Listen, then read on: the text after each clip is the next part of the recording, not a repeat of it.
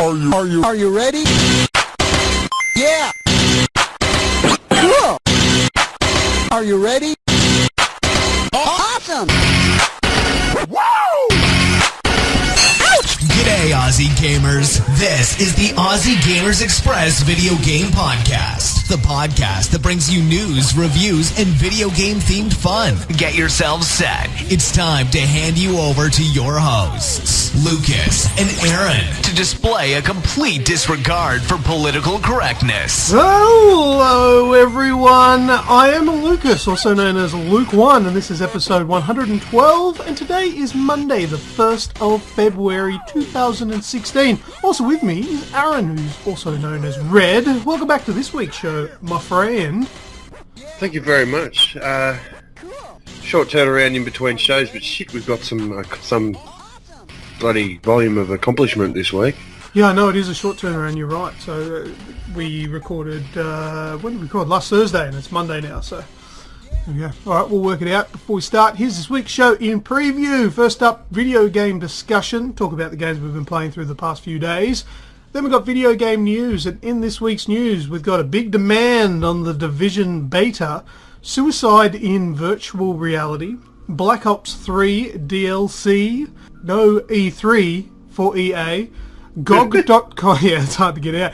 GOG.com launches early access, if we needed more of that. Hard Reset is coming to consoles. Then after the news, we'll do What's That Sound, and Red will give us a shout for this week, and we will end the show. Red, you seemed excited for video game discussion. Give it to us, buddy. Rightio. When we did record last week, I had a little bit of hands-on time with, but I thought we'd wait till this week to bring you the news that I've been playing Banner Saga. Ah, yes, the good old Banner Saga. Which is, I've not long ago done a review for it, and one of the main points was, I think it was quite ambitious to bring a game like this across to the console. I know we see a lot of games lately that are coming from the PC across to console, and some of them feel like real PC games, and yeah, with the exception of a couple of mechanics within the game, it came across really, really well. It basically it's a tactical turn-based combat game with and you're playing like on a grid, not so much a chessboard, but like a grid, and you get so many moves per turn. With different warriors, they have different abilities and different AP, action points, if you will. And they can move so far before an attack. And then the main decision, like, it felt real tabletop-y. The combat felt real tabletop-y because you had to choose whether to take down defense or go for a kill blow or a kill shot. And if the opponent's defenses were too high, then you ran the risk of missing or only doing very little damage. So you had to really take different things into considerations when on the actual battlefield itself. But that was also just that felt like just an aspect of the game. Like that, obviously that's the main genre of the game, but it felt like just an aspect of the game because there was so much narrative, so much story told with a very strong Norse mythology background and the gods and the Vikings and everything like that. So I really enjoyed it for probably the first 7 odd hours. But the last 2 or 3 hours kind of felt a little monotonous, but that's not a knock because basically turn-based combat's always just going to be turn-based combat. Yeah. Well, I've got a few questions I want to ask you about the Banner Saga and I guess turn-based games like that in general, because you know me, I don't really play a lot of them. Yep. When it comes to, like, you know, you've got your, let's just talk about one of your characters and he might have X amount of accuracy or something like that. Yes. So when you shoot at them, like, presuming you have guns, I don't know, whatever, but let's just say for argument's sake you do, you shoot and you miss. Is that just random whether or not you hit him, or has it got to do with where you're standing, as well as how far away you are, as well as your attribute of accuracy? Not so much in the Banner Saga, but if you're talking games like Wastelands and Divinity that I've been playing lately, then yeah, it does have a little bit to do with where you're standing, whether it's high ground, low ground, whether you've got obstacles in the way. But basically, when you're missing in a game like that, it's the virtual roll of the dice. It's the probability. Yeah, because the reason I ask is last night, I was playing Shadowrun Dragonfall, which is a turn-based combat game. Yeah. And there was one character of mine who would throw a dart or a throwing knife or something like that, and he kept missing. So I thought, bugger this, I'll run this bloke right up next to this guy. So I moved my character directly next to this, so that there's like that grid. He was one block away, so he was directly adjacent. Right there. And he fucking missed. That's like Weeksy on the on Divinity. He just fucking misses all the time. And I thought, okay, I understand like that there's a virtual roll of the dice, but in a game like Shadowrun, I would think that it would have to use a whole bunch of variables to work out whether you hit or not, whether it be okay. So it would look, and this is, I'm going to dull it down so I can understand it. Let's just say you've got 1 out of 20 chance of hitting, right? Yep. From, say, 10 spaces away, based on his ability to, like, his accuracy. Yep. If I move 5 spaces closer, does that make that 1 out of 20 now 1 in 10? No. No, Does I it don't make think so. any difference? I've not played that Shadow Run. Not necessarily Shadowrun, but are there any games that make it like that? You know, is my chances better now? Like, is my chances doubled now that I'm half the distance away? And then does obstacles change that? Like if he's in partial cover, because that's what it says in this game, partial cover, because he's ducking behind a table. Yeah, see, one thing I didn't mention that it's just popped into my head now, the ability or the attributes of the person you're actually shooting at. What's their agility like, or their defense versus projectile? Well, that's it as well. That they're your opponent's a lot of variables. It's like a big ingredients. Yeah, your opponent's abilities have got to be taken into play, whether or not they're going to dodge it. Yeah, Oh, so yeah. basically, I'm surprised that if I take a shot, my computer doesn't crash trying to work out all that shit. it's like fucking D&D, isn't it? Oh my god! But that's the draw to these games. Yeah, You don't have to do all that crap in order for a decision to be made. It's made on the fly, virtually, if you will. So it's just like, because I was playing it last night, and as I was playing it, I was trying to work out how it all works, and it's quite mind-boggling to try and get your head around how to make your shots count, because there's so many variables. that's a draw card for a lot of people. Yeah, I mean, I liked it. It was good. Now, another thing I wanted to ask you specifically about the Banner Saga, you said there's a lot of talk. Is it just text, or is there voiceover? Well, you've got a mixture of three, really. You have a little bit of voiceover with animated cutscene, Yeah. and then you have a lot of comic book style, like when you're making your decisions or when you're having a conversation. It's very comic booky. It's very just a still frame, but like their hair might move in the wind or they might blink. You know, there's just a finicky little bit of animation to the picture. Yeah. But then there's just TV screen full of written text.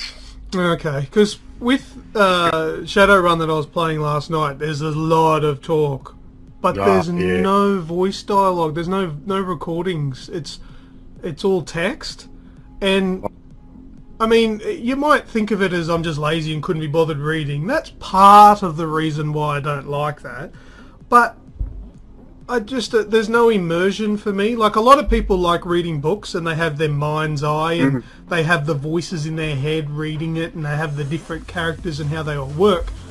Me, personally, I'm more of a visual and audio person. I like to hear it. I don't want to pretend it in my head. So I want to hear a female voice reading out the female lines. I want to hear the anguish and the pain when there was a dying character very early on, and and they were like, cough, gurgle, doing this, blah blah blah. Make sure you save. Press this button or whatever. Like, I'm just reading this, and it just sounds like me being monotone in my head. Like, I would prefer to have an actor do that. Now, this game's fairly old. I think this is when was this released? It was I think it's a 2004 game. Yeah, it was a Kickstarter, wasn't it? It was a Kickstarter game, yeah. I think... I don't know if this one was. I don't know. The latest one, I know, Hong Kong was Kickstarter. Yep. So I know it's not like a massive development game, but yeah, that sort of is harming it for me. So I'm thinking maybe I might play Shadowrun Returns, which is the next one. Both of these games, mind you, are like $2.99 American on the Humble Bundle at the moment, down from like $15, $16 on Steam. So they're quite cheap, which is why I picked up that one. So I don't know, I might play Dragonfall a bit more, or I might just try the next one, hoping that they may have... I could just look it up and see if It's got any better. If it's voice acting or whatever. The game's pretty good. Now, for me, like, because I don't play these games very often, though, I put it on easy and I still sucked. Actually, no, I put it on normal and I still sucked. So I might start again and put it on easy and try again with it. But yeah, that's one thing that's disappointing. So at least you got a little bit in the Banner Saga anyway, a little bit of voice. Because at least if you've got a little bit of voice, at least you'd learn the voice, and then you can kind of read it like that. Yeah, you can mimic it when you're reading it in your head. Whereas if you've never had any, you don't know what they're meant to sound like. I'm not that creative. Sorry, to go. It's the time of the turn-based combat games, because as we just said, I've been playing a little Wastelands 2 on the PS4, and you were saying about a lot of narrative. There's a metric butt kind of reading in that as well. But on the PS4 version, as opposed to the PC version, there's a lot of narration. Okay. And the same with Divinity Original Sin. There's a lot of narration. There was never any voiceovers in Divinity on the PC, but there's nearly every word for word is read out by an actor in Divinity, and that as you said, that it adds just that extra facet of believability or immersion. So I've touched on those two. I haven't really played too much Wastelands 2. I've had a lot going on because I'm closing in on a platinum, mind you. Really? Which one? Rainbow Six Siege. Oh yeah, that'd be a good one for you to get, man. You love it.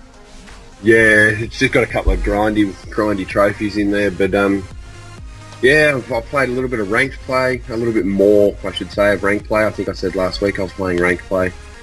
That shit's intense. It's actually really full on. So, not much to report on a weekly basis in Rainbow Six. All I need to say is basically I've been playing it. I've been going in trying to shoot the people. That was a good catch. That was a good catch. How's that? Talking of good catches, Don Bradman cricket with Roy Boy. Oh, you've got someone to play with. Yeah, I don't have to play on my own. Well, maybe he wishes I did, because it's a pretty big learning curve. Yeah, he got annihilated. Yeah. He had a good run. Like the first time we played against each other once, and it was a really close game. Who did? You and I. No, we didn't, did we? Yes, when you were down here. No, I didn't play you, did I? I played the computer, didn't I? I don't know, we played... Oh, did you? Yeah, I played like a Big Bash or something, and it was close. If you're referring to that really close game, I'm pretty sure that was against the the game, not you. Oh, okay. 'Cause I Yeah, was you about to would have say, annihilated me, man. Andrew and I's first game was very close. The next few weren't. You were holding back, weren't you? I don't know. Maybe a little, but It no. may be subconsciously. Because I know he's going to listen. He does listen, doesn't he? Yeah, I don't want to break his heart on the way to work or something. Oh dear. Yeah, we'll get on the chat next week and you'll be stuck right into me, but that's awesome. Speaking of Roy Boy, Rocket League again. He's taking over as the professional now. I'm kind of the bench sitter now. I do my odd flying here and there, but he's just a ball hound, man. Gets after it, drives up the walls, jumps at the right time, knocks it out. Because everyone goes, oh wow, Red, you can fly, you can do the aerial stuff, bro. That's really impressive, bro. Well, it's not so impressive, yeah. Everyone's kind of doing it, and I'm just not progressing any further in any other aspect. Yeah, I've been playing that as well. I played a couple of sneaky matches and that on my own, and yeah, I'm doing pretty good, getting better at it now. Yeah, I think I've got a gold trophy sitting there waiting just to be popped if I want to get it, just for doing a season with one of the DLC cars. Oh, is there another trophy for those, is there? Yeah. And basically, last but by no means the least, Tom Clancy's The Division beta. Yep. Are we allowed to talk about that? There's no NDA for that anymore, There's is not there? NDA for. No. Yeah, good. Oh, not for this. No. Basically, I don't think anyone can bloody advertise it hard enough. We go back to the Destiny beta that we played. We played for hours. We did play that a lot, yeah. And it delivered on that front. You know, there was not much in the beta that was too different in the release when it came out, and it was a good representation of what was to come, as well as a good server test, I'd say. Well, if the Division does this, wow, man, what a game this is going to be. I've put 20 hours and 47 minutes into it so far. Oh, wow. Yeah, I know. I looked at it last night. I took a heap of screenshots ready to put a post up in the coming, days, but I'll hold off a day now. We've got another 24 hours access. And, so I've got the two yellow guns from the Dark Zone, the special weapons from in there, and nearly every slot other than 3, I think, I've got purples in, so basically as strong as you can possibly be in the beta. Yeah, nice. Yeah, no, I played it a little bit both on the PS4 and on the Xbox One, and as much as you, Weeksy, Nico will be smartasses and make comments about resolutions being higher on the PS4, it's not. It runs at native 1080p on both consoles. Oh, nice. Mm-hmm. You see, I didn't even know. I just threw out he's at 900 on both. Yeah. And see, I don't get it. I'm just a fanboy. That's why every now and again I bring the stats up. But between 30 and 60, I can notice most of the time, especially third-person games and first-person games. But 1080, my eyes get lost. I don't know. There's so much happening in the Division anyway. Yeah, no, it's a very good-looking game. It doesn't really matter which console you're playing it on. It looks quite nice. You know what? This would be a really nice game in a perfect world to be cross-platform. Oh, dude. Yeah. How good would that be? If you could just play against everyone, that'd be awesome.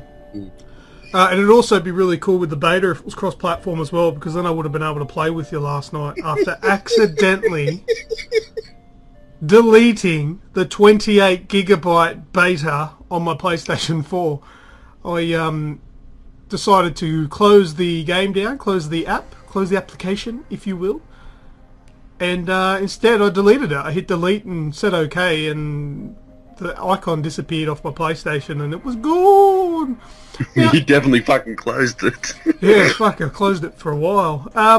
Is the close app even next to the delete section? No. No, it's up the... No, I've just stuffed up. I've just clearly... You've done what I've done. Yeah, you've done it in the past with, like, Worms. For, like, 4 And Rocket League. And Rocket League, yeah. But, yeah, I did it with a 28 gigabyte. And, geez, she deletes a hell of a lot quicker than she downloads. Oh, God. But anyway, I've re-downloaded it. Because I said so. I was talking to you yesterday, and then all of a sudden, there was nothing.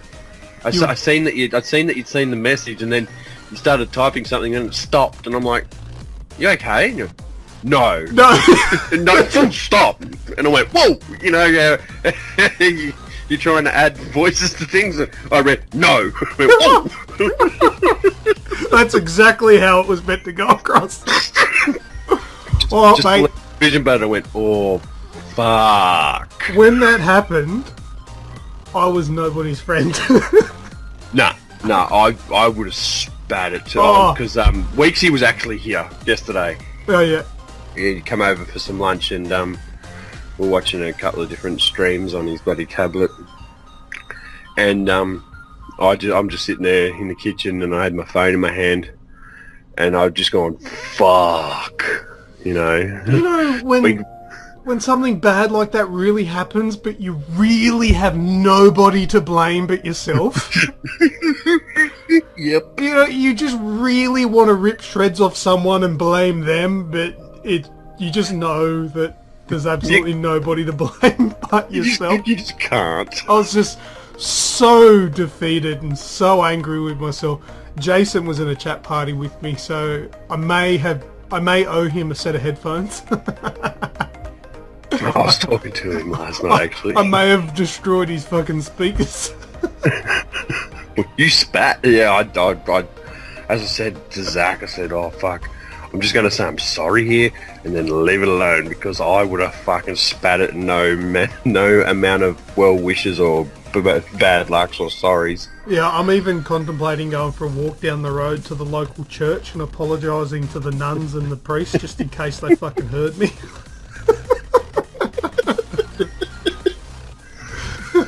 I'll do a confession while I'm there.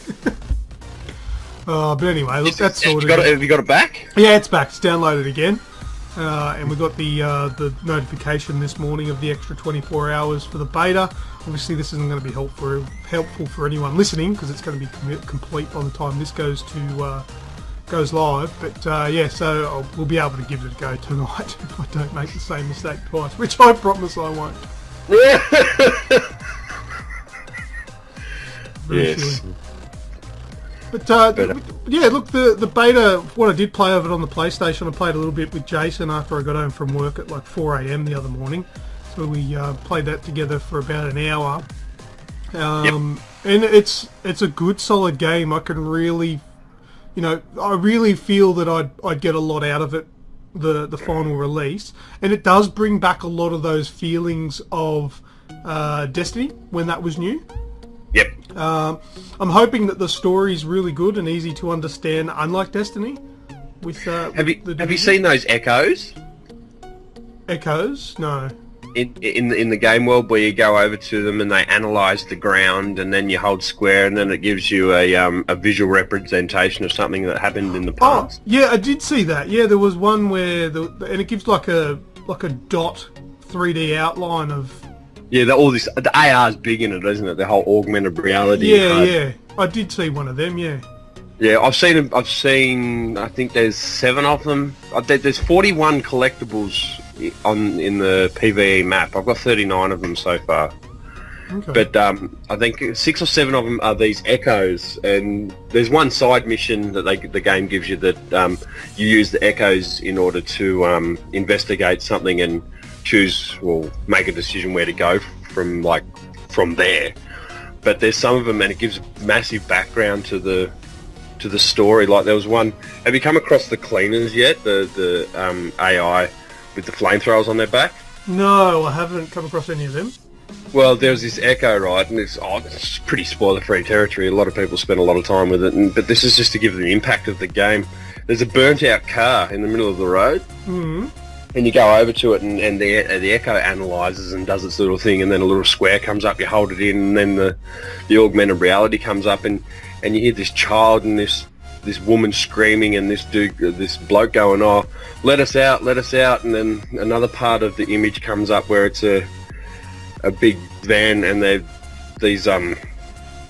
cleaners have come out and they've just set the car on fire, and then Wow. and then the Echo image goes away, and all you're left with is the body of a burnt out car in the middle of New York.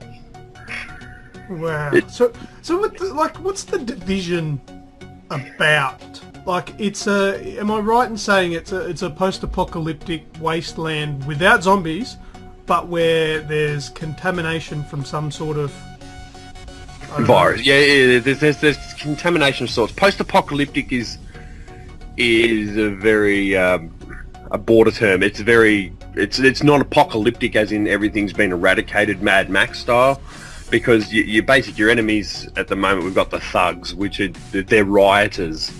Or maybe So maybe it's pre-apocalyptic. Yeah, so there's not a whole lot that's been outlined as far as what the Division is. Like, if you're really, really interested, I've watched probably about the first 15 minutes. One person I watch a lot on YouTube, due to yourself, is Angry Joe. Mm-hmm. He got 3 hours with the full game here recently, and he was allowed to release an hour-long video. So I got to see a little bit more of the backstory, a few more cutscenes and everything like that. So if you really, really want to know, go check out YouTube. There's a few YouTubers that have had the experience with a bit more hands-on that can show a bit more. But like, you got the contamination zones, and you got your level 1 filter in your mask. Yep. So there's obviously a contaminant of some variety. You go into the dark zone, that is 100% contaminated in there, and you've got to get your loot out in order to be cleaned, basically, before you can use it. So there's no real news yet on what the contamination is or what's caused it. Right. But you're the Division, the SHD something Division, and you're in there to restore order, amongst most other purposes, I do believe, is restoring order. And setting up a base of command or a base of operations, which is your very first mission in there, is getting your own base of operations. I really like that, how it's all your base of operations is yours. If you're out in the world together and you both walk in, you're on each other's map, but you're not in each other's game. Yes, I've noticed that. It's a bit strange. So that's basically your tower from Destiny. Oh, yeah. Look, I've noticed as well that there's sections where you can go underground down in the sewers. It doesn't load. There's no loading. It's sort of just part of the map. Yeah, he's wandering, eh? Yeah, that's pretty neat. And also the level design, where I've gone up in buildings, upstairs, across the rooftops without any loading too, which I was quite impressed with. Yeah, in and out windows, up and down fire escapes. Yeah. How about the actual the hospital level, the Madison Square Garden? You just walk in the door and the mission started. Yeah, that's right. You walk up to that door. I walked right up to the fucking door the first time, and then boom! Oh, fuck. Yeah, I got done. I didn't realise he was going to blow the door open. I thought he was just going to open it. But yeah, the door. I didn't die or anything. I don't know if it hurts you, but yeah, that's a good. You know what? They've changed a lot since the alpha. Now, I couldn't talk about the alpha because there was the NDI or whatever it is, NDA, back when the alpha was on. But when I played the alpha, I don't recall there being any difficulty settings. I've noticed in the beta there is a difficulty setting. But in the alpha, I don't recall that. And that level, that hospital level, was fucking hard, man. I died so many times just in the first section. I eventually got towards the last bit where there was kind of like a little boss, but it took me so many goes playing it on my own, getting killed. Playing it this time around in the beta, I nailed it first go without dying at all.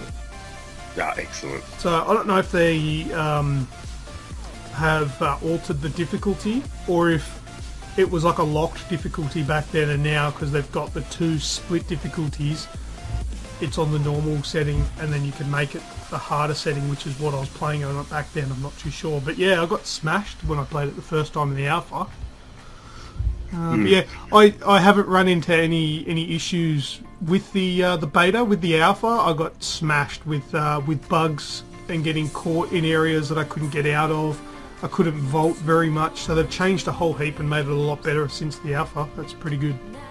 Absolutely, and there was one thing about the Dark Zone. If you were level 8 and your mates were level 7 or below, Yes. you couldn't Dark Zone together. Yeah, I noticed that with Jason because he was with me and then he just leveled up to the max 8 and then we couldn't play together anymore. That was annoying. Fuck, man. Do you know how many times I died on my fucking own in that fucking Dark Zone? Because you were 8. Yeah, because I was on my own, you see, and then you've got... Because I played with a few people, they'll get a shout out later, but Weezy's running around with them and whatnot, and they're doing good, they're having fun, rah. So I'm constantly, throughout the last 2 days, I think I've done the hospital mission on hard 6 times with Zach, to Yep. get him to 8. Yep. And then I done it last night. I done it another 4 times with Andrew to get him to 8, and then with Nick I done it twice, and he's I've got to go. And I'm like, yeah, good. So Yeah. I've played that hospital level probably about 15 times. well, let's make it 22 times tonight when we get me up to level 8. Yeah. Look, I'm more than happy to do it, but it brings me back to this. You remember how we'd play Destiny and you jump on and you do a mission, and then you get the loot at the end of the mission, and that's it? Yeah. Every time we've done this on hard, we've got 2, maybe 3 blue items upon completion every time. Oh, okay. So, yeah, I rarely stop for blue items anymore. I don't stop and pick up green items anymore because I've got all the money I need, and I've got basically the only place I can get gear from now is the vendors in the Dark Zone. Right. So, loot is now obsolete, and you're not allowed to craft. It gives you all these crafting items, but you can't craft in the beta. Oh, yeah. Yeah, well, that's going to happen. They've got to leave something for the full game, I guess. So I've got plenty of screenshots putting together a piece. Most likely it'll be a written piece because my video editing skills aren't that great, but I'm going to cover it. Just one really quick question. Have you seen the trailer for Ghost Recon Wildlands? Oh, I may have, maybe not. I don't know. Why? What about it? I just think whatever Ubisoft paid for the Tom Clancy name and the section of like whatever they bought the share in Tom Clancy is going to pay dividends in the next 12 to 24 months. Oh, it looks amazing.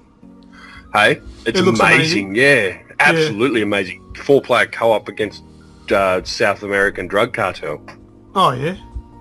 Very nice. Put it on your to-do list to check it out. Okay, we'll do. And if that comes out this year, I'm going to say it early, but Ubisoft will be the developer of the year. Yeah, fair enough. Which they need to do so. Well, you got Siege. Yes, I know it was last year, but it was out of award contention. You got Siege. You'll have the Division, and you'll have. Wow,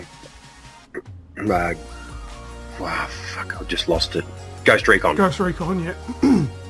And they're just all they're all real impressive. They're all engaging with your friends. They're really capitalising on that co-op aspect.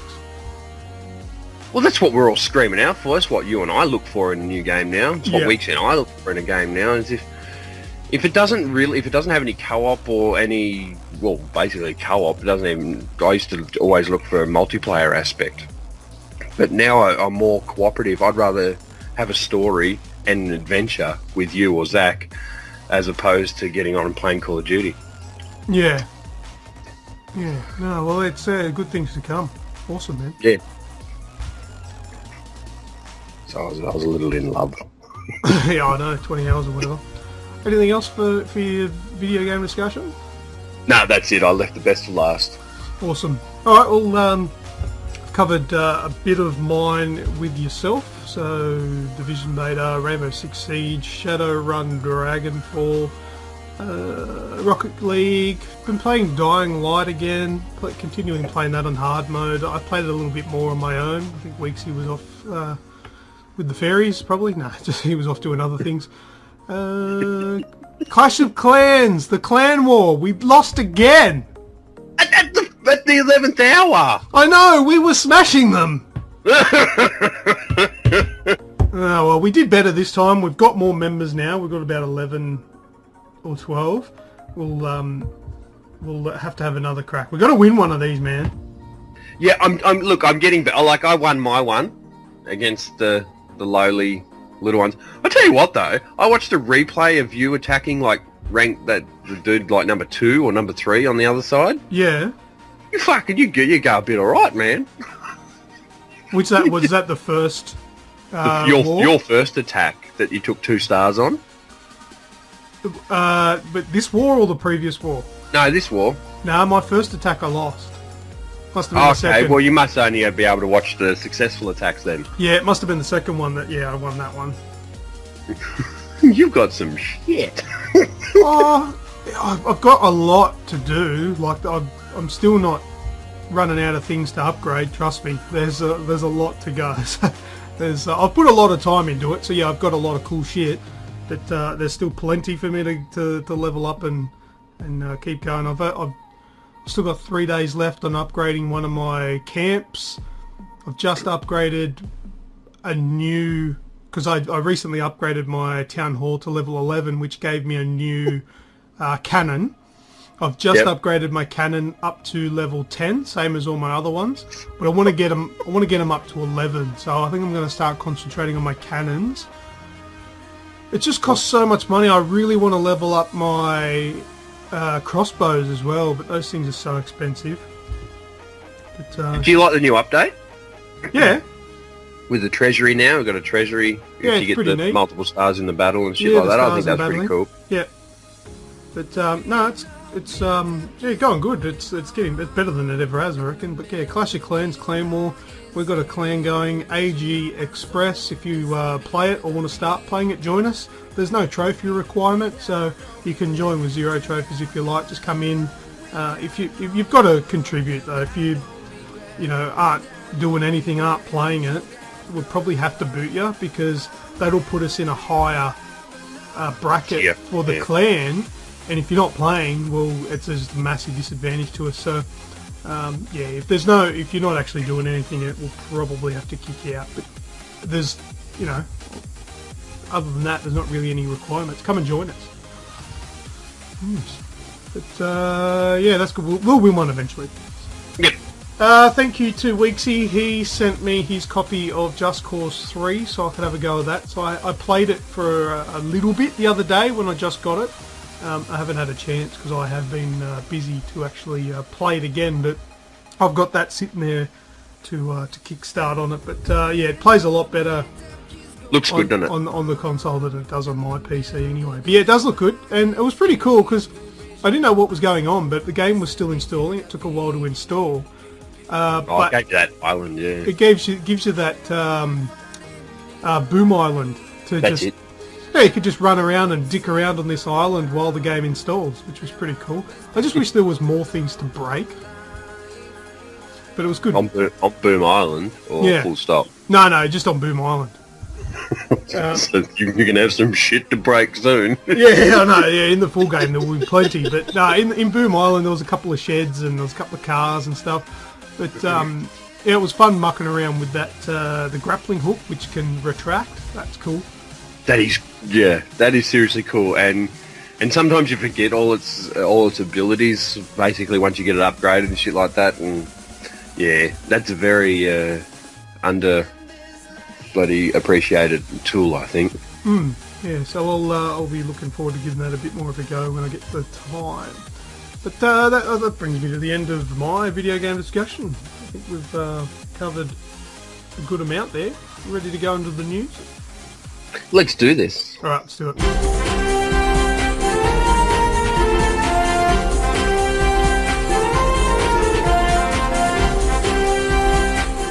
All right, first up in this week's news, the demand on the Division beta. Talking about the Division again, it's big news at the moment, but Ubisoft sent out emails to those waiting for their beta codes explaining that they can't promise that you will get access due to unprecedented demand.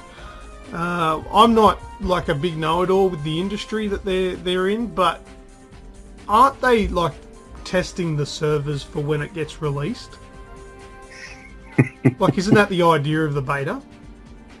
Either that or it's a 28 gig advertisement, or 56 in your books. Yeah. But if they can't handle getting everybody that's pre-ordered it a beta code, what about everyone that buys it on day one? That's its biggest test. Man, if that pulls a Black Ops 3, oof. But that's the thing, like, like, you're testing the game now, but if you can't get enough people on your servers to test it, how are you like, they use the same servers to test and the same amount of servers to test that they will on release, or are they only using a certain amount to test? I don't understand. That's what I mean, I reckon it'd be downscaled. See, why would you do that? Whether you're just collecting data for like statistical purposes or whatnot, I don't know. Or there's a better chance that you're going to stress out a server if there's less there to take the demand.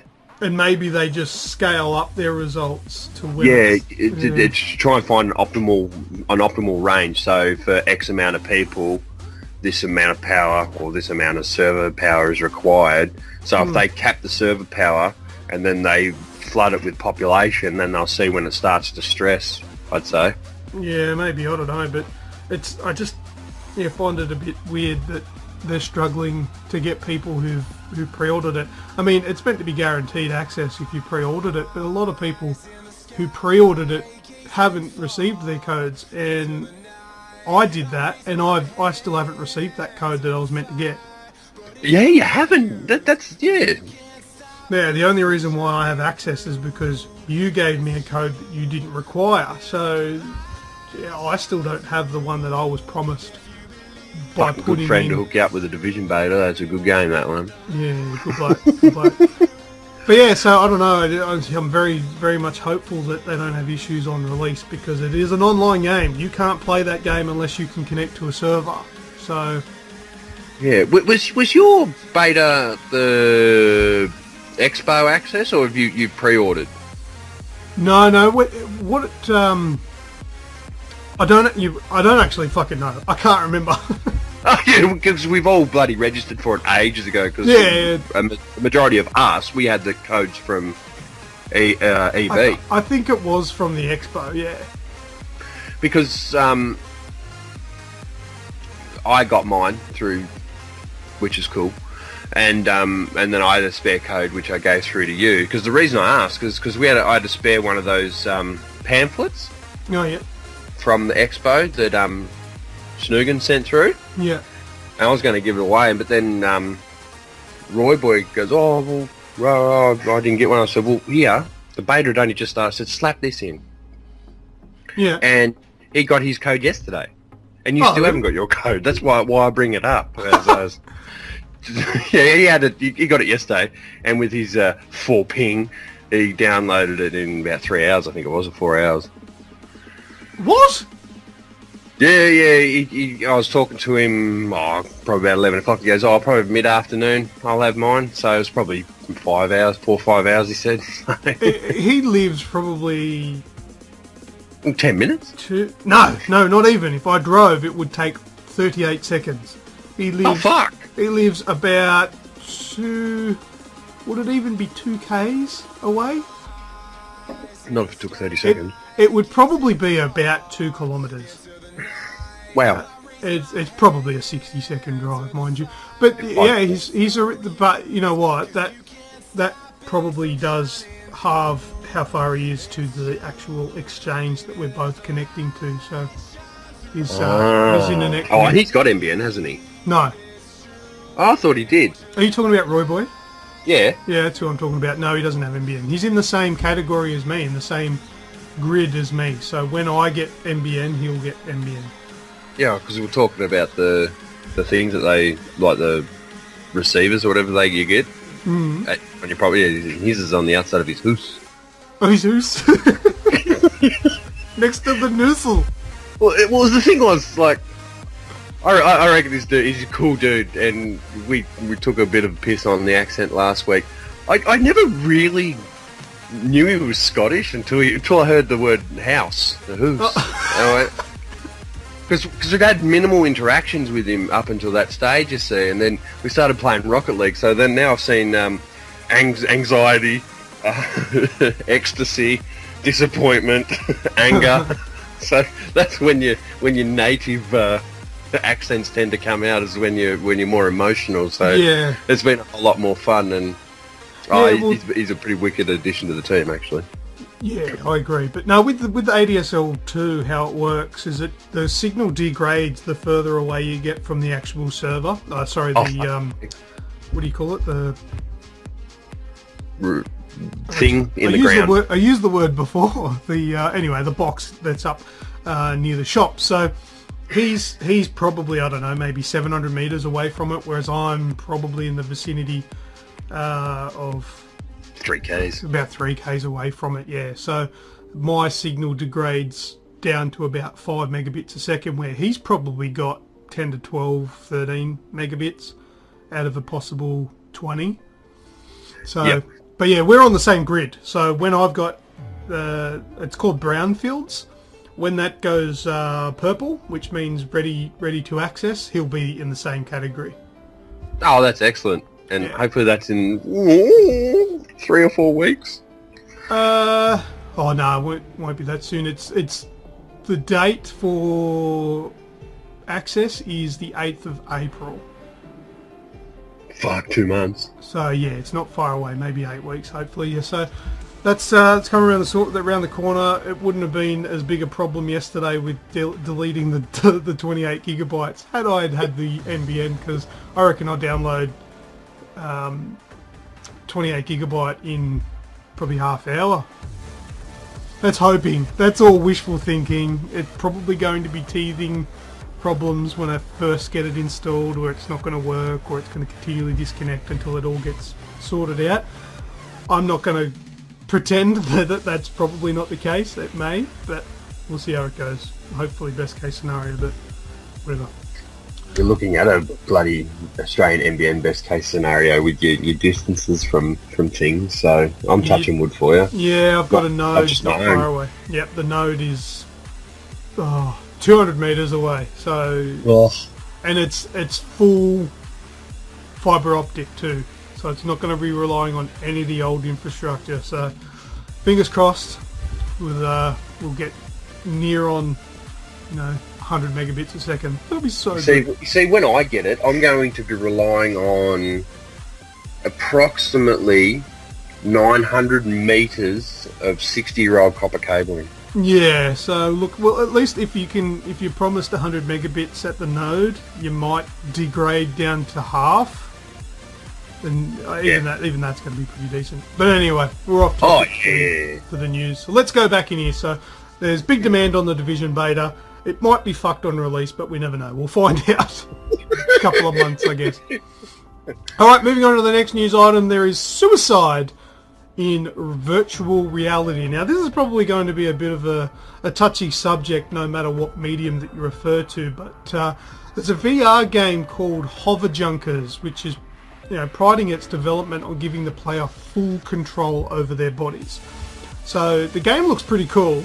Now, the main idea behind giving the control to all of your limbs is when you're behind cover, you can stick your arm out of cover only and shoot, or you can signal that you want to give up by waving, or you can point at teammates and say, look, over there, the guy is over there that you want to get. Stuff like that. So, look, also, you can actually virtually, in real life, kind of teabag your enemies as well by actually doing it. And, in saying that as well, teabagging your enemies is going to be pushed by a lot of exercises, because that's essentially doing squats. So, it's going to be no longer frowned upon. But anyway, this game also, because you can control your arms and all that sort of stuff, you can actually point your gun at yourself. So you can point it at your body, you can point it at your legs, you can point it at your hand, you can point it at your head. And if you pull the trigger, you will die. It will work. You can inflict injuries on yourself. So, excuse me, if you're not careful, you'll actually do accidental damage to yourself by shooting yourself. But yeah, it does give it gives players the ability to kill yourself. So I don't know, maybe if you're hiding and you got very little health and you don't want to give the other player a kill. Yep. There's nothing else you can do. Put the gun in your mouth and blow yourself away. Now, there's a lot of ethical things that we could bring up here with, whether you should or shouldn't be able to do this. Obviously, I think the developer is the person who should have that choice because it's their game and that's how they want the game to be played. But it does, it brings up a lot of ethical choice. Should you be able to kill yourself in a game? Because it does... Is that just because it's virtual reality? Well, yeah, because it's very realistic. We kill ourselves in The Last of Us all the time in order to accomplish those those things like healing teammates and reviving teammates and shit like that. And what else have we been? Rainbow Six Siege, we pop each other in the legs so we can be revived to get that extra 50 life and stuff like that. So I don't really see the difference. Well, I see the ethical thing that comes into play because to do it, you are physically pulling... Well, in this game, they're using the PlayStation Move controllers, which is your gun. But with the headset on, it looks like a gun, right? You're physically making the action of pointing it to your head and pulling a trigger. So it's technically desensitizing us to actually holding a gun to our head. Yeah, I guess. And I'm not the type of person who's going to say I don't want this in games because people might accidentally kill themselves by being dickheads with guns. That's Darwinism. That's natural selection. If you take muscle memory away from a video game with a controller in your hand and put a gun to your head and go, hey, I did this in a game the other day, and pull the trigger, well, that's thinning out the herd. That's lowering the human numbers by getting rid of the dumbest. So I don't have any issues with it myself. But the whole desensitizing thing, and maybe having kids doing this sort of thing as well is a little bit, foul. But that's where ratings come into play. That's where your parents are accountable. That's where the supervision, this sort of thing, needs to come into play as well. Mind you, who the hell's going to be able to afford an Oculus Rift anyway? I'm about to say, if you're under the age of 15 and can afford one off your own bat, then you're doing something right. Yeah, well, that too. You're probably not going to kill yourself. But if you're a 12-year-old sport-rotten little kid that's getting everything given to you and you've never had to learn to pay for anything in your life, and then you're being exposed to these sorts of bloody themes, if you will, or desensitization tools, then the buck has to stop with the parents. Look, I might be a little hypocritical because I let my kids do and watch things that maybe aren't in their age bracket, but it's in their bracket of comprehension. Yeah. I know my kids' strengths and weaknesses when it comes to comprehending what's real and what's not. So, like my daughter, she every now and again she'll watch a horror movie with me, or Zay will play Call of Duty with me, like zombies and stuff. But look, to be perfectly clear, from the research that I've done on this game, Hover Junkers, it's probably not going to be the only game that has this ability in it. And this game isn't about killing yourself, mind you. It's not an objective. It's not something the game wants you to do. It's just something that the game's not going to prevent you from doing. And look, I like when you can inflict injuries on yourself because it's realistic. And when you accidentally do kill yourself in games, it's another thing for you to try and overcome so that doesn't happen again later. Yeah. It does add realism. I like it and I welcome it, and I don't think the developers are doing anything wrong here. So if anybody does give flack to any developer that makes this able, then shame on them. Yeah, well, what's the worst that'll happen? Target won't sell it. Yeah, good on them. Good job on Target. Actually, can I tell you, off topic for news, I want to tell you a little bit of a story with Target. Just, Yep. It's very easy to do. I didn't know you could do it, but I went to Target.com today and I saw the PS4 was $349. I thought, oh man, I'm going to go and buy a second one. That's really cheap. You're on the American website. You have to type in .com.au. When did that stop auto-directing traffic to the Australian one? Well, you know I'm lazy. I hit the Google button and just type it, say what I want. Yeah. So for a long time now, I just write Target Australia. Even Kmart. Kmart Australia. You got to specify with Kmart as well. eBay Australia. Yeah. Okay. I didn't even notice that was. Like, I thought it would automatically redirect me to .com.au. Yeah, because I was so going down for a fucking $30 game. I don't know. I don't remember what it was. It was back in the day, but it was like $100 game. Oh, $30. Fuck yeah! Here comes Red, and I'm gonna get down there, and it's fucking $80. Well, I wonder if you could like trick the employees though. Just go in to like JB Hi-Fi and say, you guys price match? Yeah. Well, I've got this website. It says here they got $349. Okay, we'll price match. It depends on the acne level.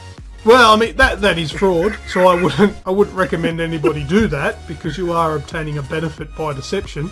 But I wonder if that But I'm not your conscience. Let us know if it works. Yeah. Actually don't, because you might be dobbing yourself in, you might get in trouble.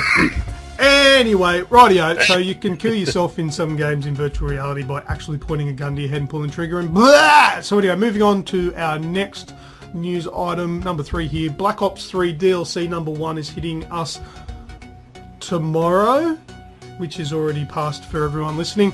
So it's releasing on the 2nd of February 2016. It's going to be $20.45, and that is exclusive to the PlayStation 3 and PlayStation 4, 30 days prior to Xbox. Blah. So, blah, yeah, you don't like this 30 days early thing, do you? No, it incentivizes for the next big thing to be 30 days first on the Wii, first day on the bloody Xbox or PC. No, I don't like it. Even though I'm a PlayStation fanboy, it's coming to PlayStation for the first time in 10 years. We get the month early. I used to resent Xbox because you'd go on YouTube and you'd see all the new zombie videos, or you'd see all the new maps and this and that and whatnot, and none of it was real new and sparkly for you when you first got the DLC. And I feel sorry for those dudes across on Xbox and PC that are gonna have the same sort of spoilers as what I had then. So I don't like it. There needs to be parity. Oh, well. But anyway, there's 4 new maps. There's Skyjacked, which looks like that. What was it called?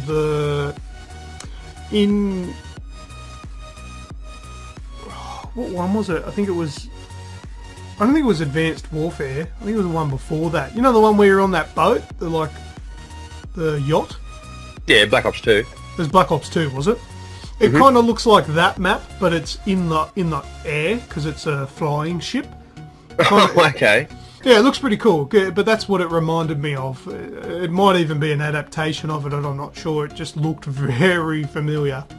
But anyway, it is. It is an adaptation of it? Yes. That's probably why it looked familiar. I like it. Nice of them to go all out and make something new. There's also one called Rise, which just, I don't know, it just looks like a new map to me. Splash looks really cool. It's like a water park.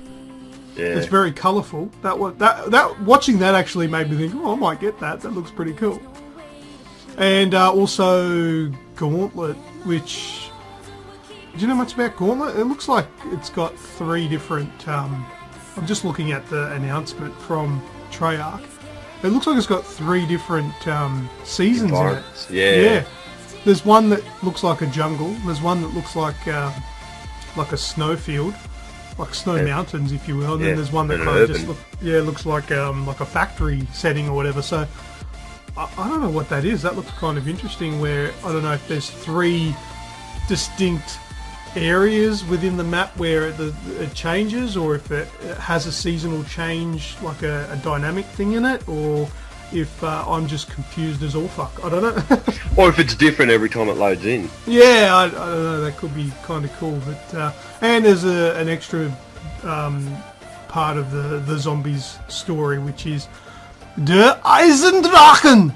That's what they say it, because I can't. Yeah, I don't know. I might have said it completely off there, but that's what I'm going to go with, where it's got extra bits and pieces. But if you like the DLC stuff and the zombies and the Black Ops 3 stuff, check out the trailer with the Replacer. It's actually, Oh, they're back, are they? yeah, I always called him, what was his name? Was it Abruzzi from Prison Break? That guy? The actor? Yeah. think I it- call him the Russian Grim Reaper from Bad Boys 2. Yeah, there's that as well, but he's also the crazy hitman from Fargo. And not to mention Until Dawn. Yes, yeah, he's the doctor, the shrink in Until Dawn. Yeah, that bloke. Anyway, he does a live action thing, and it's quite funny, and it's a good video. So check out the trailer. But anyway, that's available where now, I guess, if you're listening to the podcast on the PlayStations 3 and 4, and in 30 days from now on the Microsoft consoles. So that looks cool. Are you getting it? Are you getting it? No. Oh, No. No, I'm not.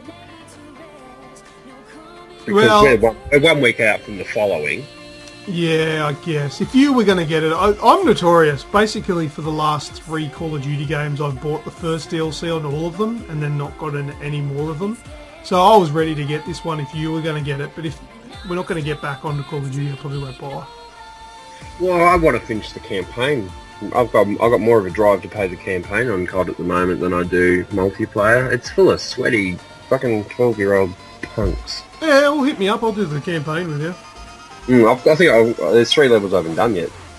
Okay. Yeah, I've played it all. So I'll do it again with you. No dramas.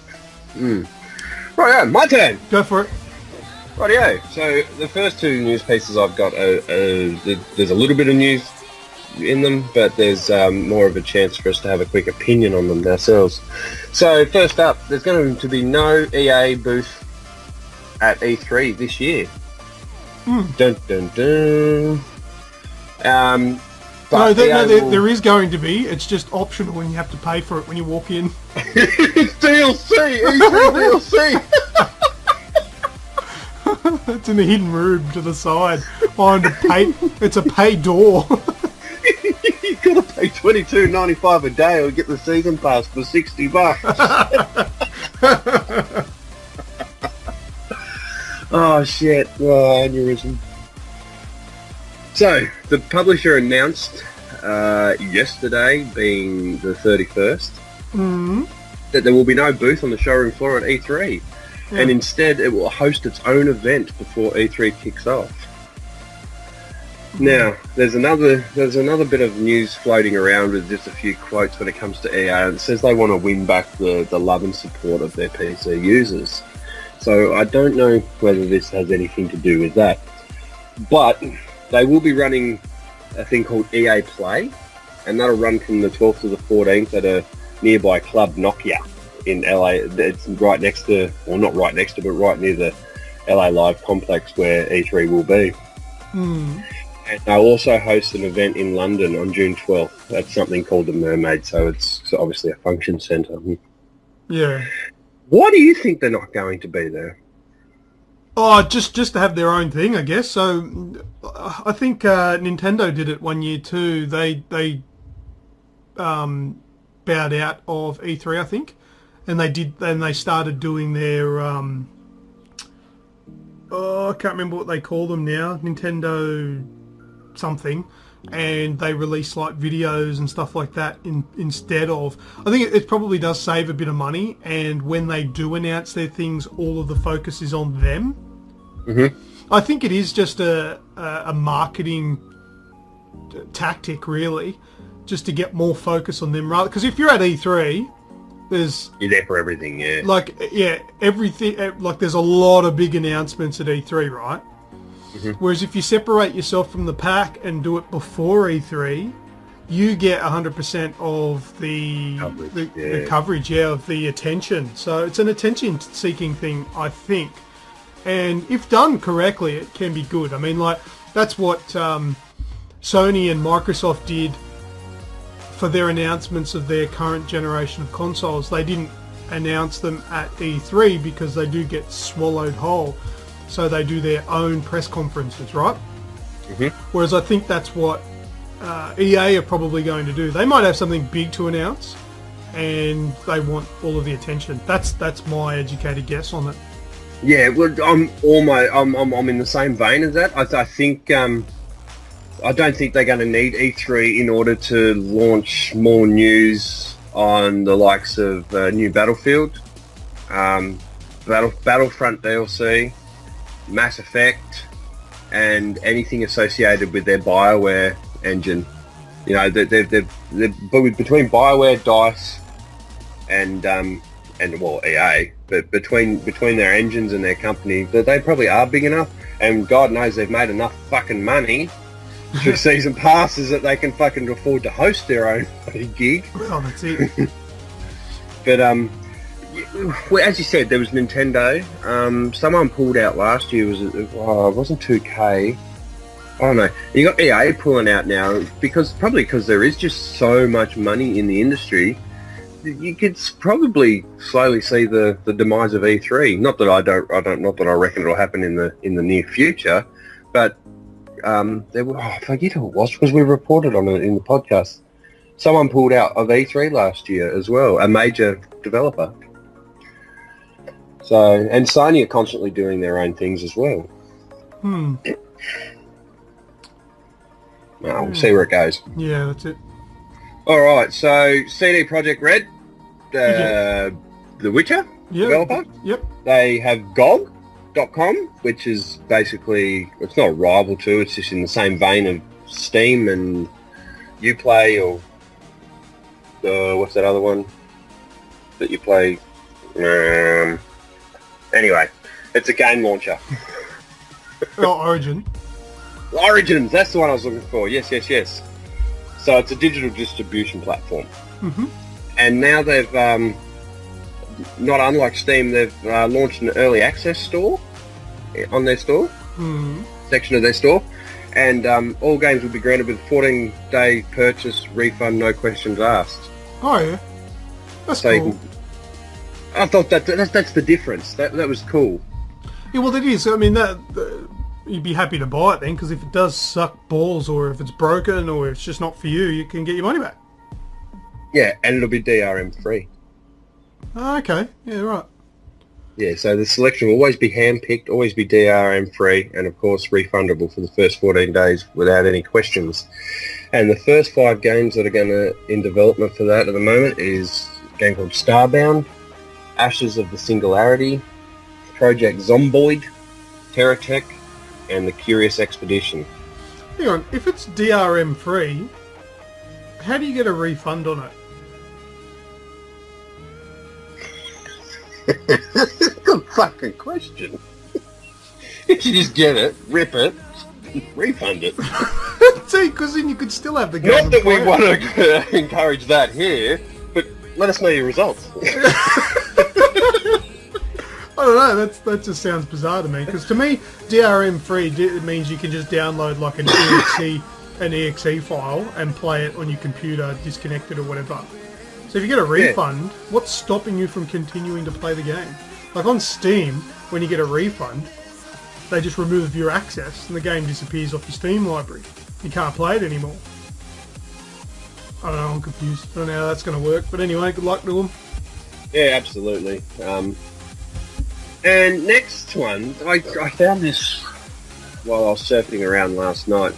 I've never actually heard of the game, but upon hearing about the game and reading the news articles and whatnot, I've been to YouTube and had a bit of a look.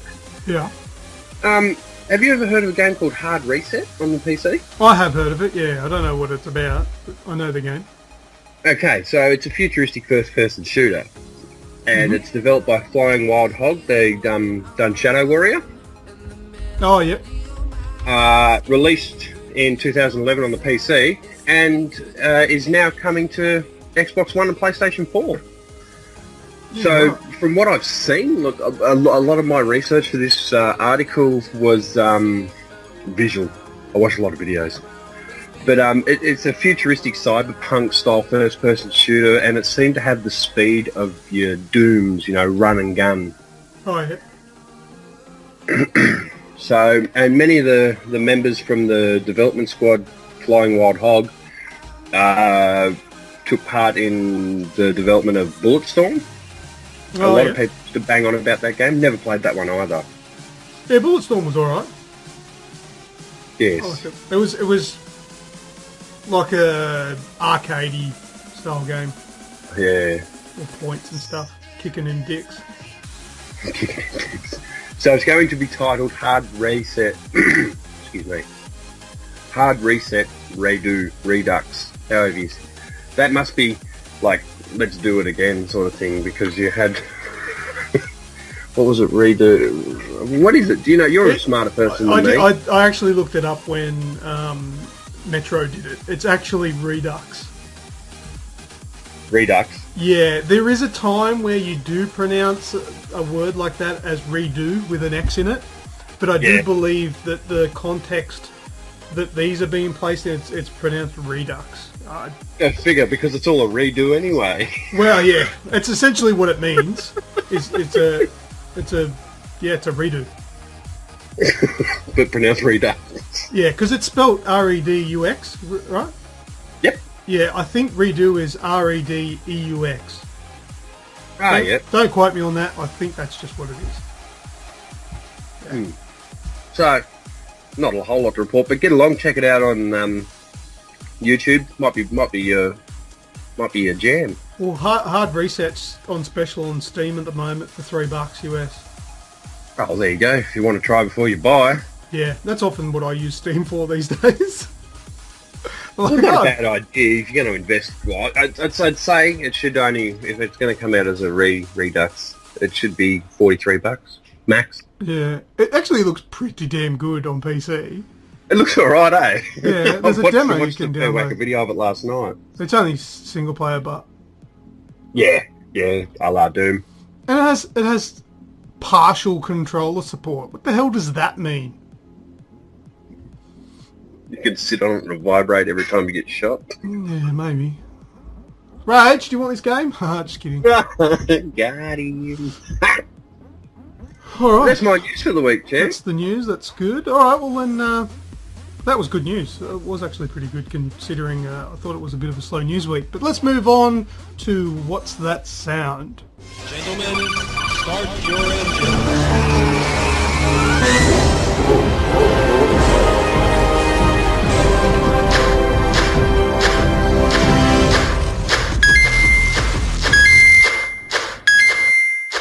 Alright, last week was a hard one. Red, you didn't get it, but I think you appreciated it once I told you what it was. You kind of knew what it was? Yes. Now I've forgotten listen. what it was. Have a listen. Remember that?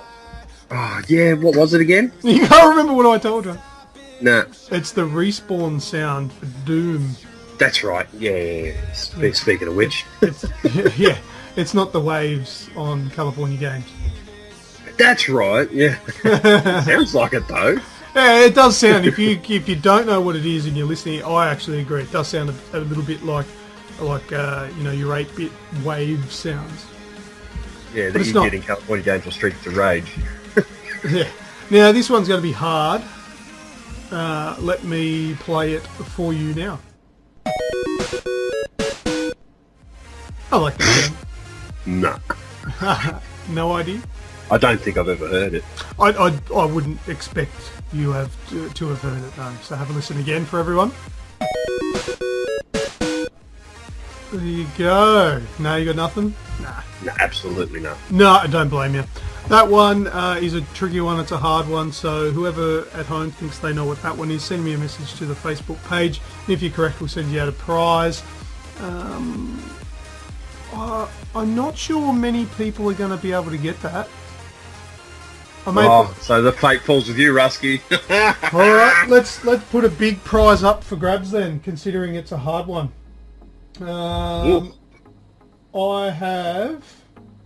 Iron Man toy. What'd you say? Iron Man toy. What Iron Man toy? No, my plushie. Yeah. I've got a matching one. Oh. No, we've got matching toys. We don't share toys like that. Yeah. All right. No, but this is a big prize. I'm grabbing it now, so I'll keep it here and we'll share a photo of it later. It is one of those pop vinyls. Mm-hmm. I've tried to give this away a couple of times now, but nobody seems to win it. The God of War Kratos pop vinyl. It's number 25. So that's a pretty sick prize, I reckon. If anyone can get this one. Now, there are special terms and conditions involved when I've got to post these things. You do have to be an Australian, not Australian resident per se, but you have to have an Australian postal address. I can't send these overseas. And yeah, you have to pick what this sound is for this week. And you're going to win a pop vinyl this week. How's that? That's pretty cool. That's sick. So get thinking, try and work out what that game is.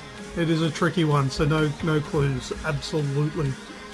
It'll be worth it if you hear it. Alright, just I'll play it one last time and then we'll move on. Red, it'll be your shout. There you go, good luck to everyone. And obviously the prize will go begging. The competition will end when the next podcast is announced or released, because that's when we give the answer. Alright, Red, stand across to the bar, brother. It is your shout. My shout. This week's a really, really selfish one. You know, like, normally I applaud the interactions on the page, and I still do, and I'm still very stoked for everyone that come across and make this what it is. You know who you are. But this week's it's really a real selfish one, because I've had so much fun with the Division that my shout out goes to Weeksy, Nico in some extent, Repamir definitely, Benefit, Ben Martin. The Benefit joined your group. It said on my screen yesterday, and I'm like, who the fuck's this dude? I know him as Ben Martin.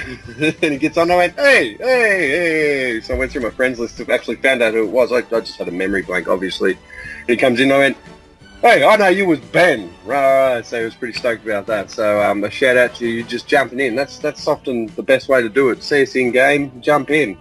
If we don't boot you, you'll probably get a chat invite. Roy Boy. Jumping in on the Division beta with me. That's about it. You tonight. Yeah, I was going to say, I didn't get a shout out because I deleted the game. Shout out for you making me feel just that little bit less stupid with your own stupid act. Yes. It fucking makes me feel a little bit more human. Oh dear. But yeah, so it's very selfish. Like, look, this has been a highly anticipated game, and we all know by now what I'm like when I'm anticipating a game. Well, Division, beta, game of the year, beta of the year. But it has strong potential to be right up there if it holds up its own end of the agreement with the quality that they've shown in the beta. Yeah, very promising. Very, very promising game for the year.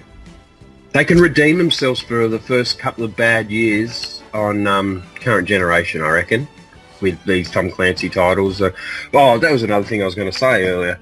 You know, they're doing bloody Assassin's Creed. They're taking a 2-year break. Yes. It was never actually confirmed that it's biannual.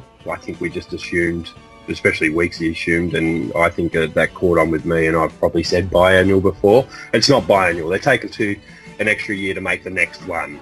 Right, so then it may go back imagine if they'd done fucking Assassin's Creed every 2 or 3 years, but then every 2 years bought out a bloody Splinter Cell, then a Ghost Recon, or just the Tom Clancy division, the division, the Tom Clancy range, if you know what I mean. Yeah, they're taking way too long for my likings to give us another Splinter Cell, mind you.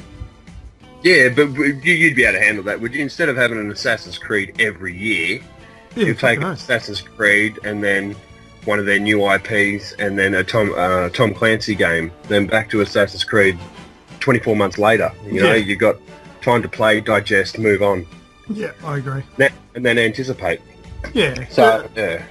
You heard it here first, if that's actually what happens. Yeah, if that's what happens, Ubisoft, you can send our checks for the idea to PO Box 130, Cranebrook. Thank you very much. And your games. Yeah, send the games too. But I wanted to mention as well, surfing Reddit, I found a little GIF of The Division, and it said, Ubisoft never changes. And it was like a little GIF of an NPC character with no face. It was just the eyeballs and mouth. Oh, I had a cool glitch yesterday. I was in the dark zone and I was invisible. That's awesome. Yeah, I know. I went on a manhunt. I had like the 5-star things around my name and everything. No one could find me. And I just stood in the middle of the street doing star jumps, waiting for 5 minutes to count down. So you were really invisible to everyone Yeah, else. yeah. Weeksy was the one that pointed it out because I was Oh, in a nice. party with him. So I could shoot my grenade at the ground and get to set the car alarms off and everything. He could see that. He just couldn't see me. Yeah, right. That's yeah, that's a nice little advantage. Yeah, absolutely. Nice. All right. Well, some quick last words as well. It's actually next week that Valentine's Day special will be taking place. Not this week, like I said last week. So next week, if that wasn't confusing, is our Valentine's Day special. So get your love and romance messages across to us if you want us to say a special something Richard Mercer style to a specific loved one of your choice. That'd be funny, wouldn't it? I just had that idea then. Wouldn't it be good if Roy Boy sends us a message and we say, this is a special message from Andrew Roy Boy to his special loved one, Cheryl. Roy Boy wants to say he loves you. So anyway, we might do something like that next week.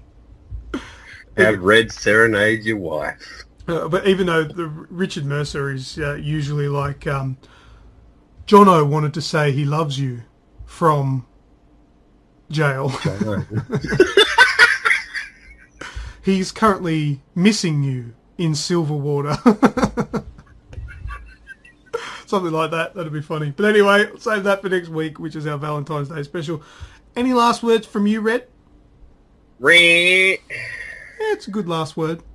All right, well, we're about to sign off, Red, so I want a special one from you. Give us a bit of gusto in yours. I've been Luke 1. I've been red. Red all over like a newspaper. Catch you guys.